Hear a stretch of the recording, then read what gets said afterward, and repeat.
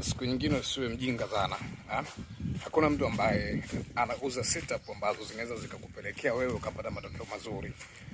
Kwa sababu matangazo ni system ambayo inaundwa na vitu vingi sana. Na mara zote nimekuwa nikizungumza kwamba ili uweze kutibu system ifanye kazi vizuri kwako, ni lazima pia uweze kugusa kila kona ya hiyo system. Lakini ukisema sijui nitaenda sehemu fulani nitanunua setup za targeting sijui za nini, hamna kitu utapata. Yaani hapo utaisha kuchoma pesa zako ambazo pengine ungezitumia hata kufanya vitu vyako vingine.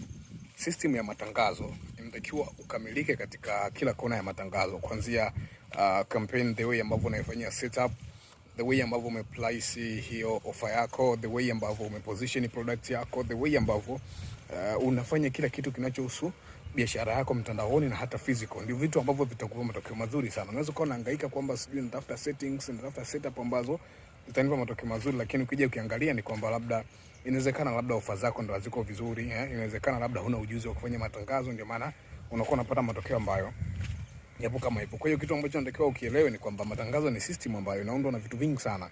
Na ili ukae vizuri kwenye matangazo, ina maana kwamba ni lazima kila system ikae vizuri. Lazima kila kipengele kwenye hii system kiwe kinafanya kazi vizuri, ndipo unapoweza kupata matokeo ambayo yako vizuri. Otherwise hakuna kitu ambacho utakipata kama utaendelea pia kung'ang'ania kwamba nitaenda sehemu sijui, nitanunua setup ambayo nitaanza kufanya matangazo yangu na nitapata matokeo mazuri. Hamna uchawi kama huo. Kaa tulia, jifunze jinsi ya kufanya matangazo vizuri, ambaye kila kitu kitakuwa sawa. By the way, kama unataka kujifunza jinsi ya kufanya matangazo kwenye mitandao ya Facebook moja na Instagram, niandikie DM hapo nataka, ambaye mimi nakupa utaratibu.